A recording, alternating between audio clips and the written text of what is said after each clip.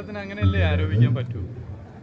പ്രതിപക്ഷത്തെ സംബന്ധിച്ചിടത്തോളം അത് അംഗീകരിക്കുന്നതിന് എന്തോ മടിയുള്ളത് പോലെയാണ്. അതൊരു വസ്തുതയാണ്. ഒരു സ്വിച്ച് ഇട്ടപ്പോൾ ബൾബ് കത്തുന്നത് പോലെ പെട്ടെന്ന് ഈ തീരുമാനം നടപ്പിലായതല്ല.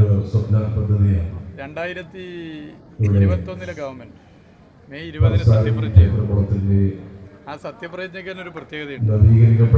കേരളം ഉണ്ടായതിനു ശേഷം, ഐക്യ കേരളം ഉണ്ടായതിനു ശേഷം അതുവരെ ഇല്ലാത്തൊരു പ്രത്യേകതയാണ്. മാസ്ക് ധരിച്ചിട്ടാണ് എല്ലാവരും സത്യപ്രതിജ്ഞ. ഇനിയും അങ്ങനെ ഒരു നില ഉണ്ടായില്ല എന്ന് നമുക്ക് പ്രതീക്ഷിക്കാം.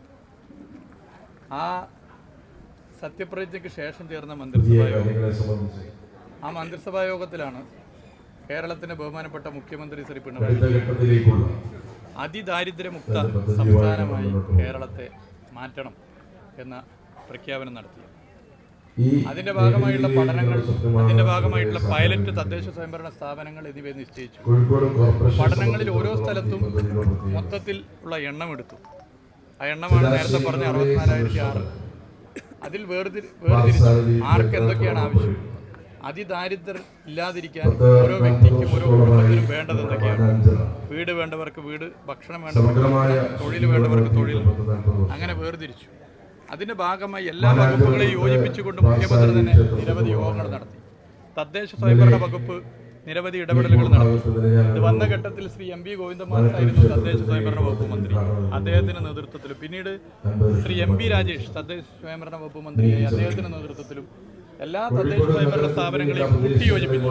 കക്ഷി രാഷ്ട്രീയ ഭേദമന്യേ കേരളത്തിലെ എല്ലാ തദ്ദേശ സ്വയംഭരണ സ്ഥാപനങ്ങളും അതിനോട് ചേർന്ന് അങ്ങനെ തദ്ദേശ സ്വയംഭരണ വകുപ്പ് മറ്റെല്ലാ വകുപ്പുകളും അവരുടെ പങ്ക് വഹിച്ചു. ആരോഗ്യ വകുപ്പ്, സഹകരണ വകുപ്പ്, എല്ലാ വകുപ്പുകളും ചേർന്ന്, ഫിഷറീസ്, ഞാൻ ഓരോന്നിനും എടുത്തു പറയുന്നില്ല. അങ്ങനെ ഒരു കഠിനാധ്വാനം, ഒരു ടീം വർക്കാണ് നടന്നത്. കേരളത്തിന്റെ മുഖ്യമന്ത്രി മുതൽ പഞ്ചായത്ത് മെമ്പർ വരെയുള്ളവർ ഒരു മനസ്സും ഒരു ശരീരവും ഇടപെട്ടു. ഉദ്യോഗസ്ഥർ എല്ലാവരും ഇടപെട്ടു. എല്ലാ സംവിധാനങ്ങളും ചലിച്ചു. കുടുംബശ്രീ പോലുള്ള സംവിധാനങ്ങൾ, എല്ലാ സംവിധാനങ്ങളും ചലിച്ചു. അങ്ങനെ എല്ലാവരും ഒരു മനസ്സും ഒരു ശരീരവും പോലെ കഠിനാധ്വാനം ചെയ്തതിന്റെ ഭാഗമായിട്ടാണ് 2021 മെയ് 20 മുതൽ തുടർന്ന ഈ പ്രക്രിയ 2025 നവംബർ 1 ആകുമ്പോൾ ഏകദേശം 4-4.5 കൊല്ലമാകുമ്പോൾ യാഥാർത്ഥ്യമാകുന്നത്. അതൊരു സ്വിച്ച് ഇട്ടപ്പോൾ പെട്ടെന്ന് ബൾബ് കത്തുന്നത് പോലെയല്ല, വളരെ സമയമെടുത്ത് കൈകാര്യം ചെയ്ത കാര്യമാണ്.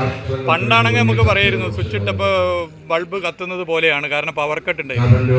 ഇന്ന് അങ്ങനെയില്ല. സ്വിച്ച് ഇട്ട അപ്പം കേരളത്തിൽ ലൈറ്റ് കത്തും ഇടതുപക്ഷ ഭരണത്തിൽ.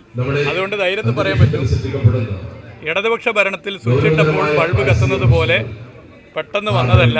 ഇത് കുറേ കാലത്തെ പ്രക്രിയയുടെ ഭാഗമായി. അതിൽ നെഗറ്റീവ് പറയുന്നതിനോട് വെറുതെ മറുപടി പറഞ്ഞ് സമയം കളയേണ്ടതില്ല. ജനങ്ങളെല്ലാം മനസ്സിലാക്കുന്നത്. ഈ പ്രഖ്യാപന ചടങ്ങിന്റെ വേണ്ടിയിട്ട് 1.5 കോടി ചെലവഴിച്ചത് ഈ ഫണ്ട് PMS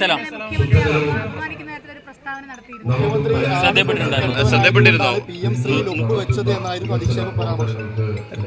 അറിയില്ല. അദ്ദേഹത്തെ പോലെ ഒരു മുതിർന്ന ആളെ ഭാഗത്തുനിന്നോ അല്ലെങ്കിൽ ഇത്തരം ഒരു പാർട്ടിയുടെ സ്ഥാനത്തിരിക്കുന്ന ഒരാളെ ഭാഗത്തുനിന്ന് വരേണ്ട ഒരു പരാമർശമാണ്. എന്താ പരാമർശം? അതായത് PM-ശ്രീ പദ്ധതിയിൽ ഒപ്പുവെച്ചത് മുഖ്യമന്ത്രി ആണും പെണ്ണും കെട്ടവനായതുകൊണ്ടാണ്. കാരണം സ്റ്റാലിൻ ഉൾപ്പെടെയുള്ള ആളുകൾക്ക് അത് കോടതിയിൽ പോകാമായിരുന്നു.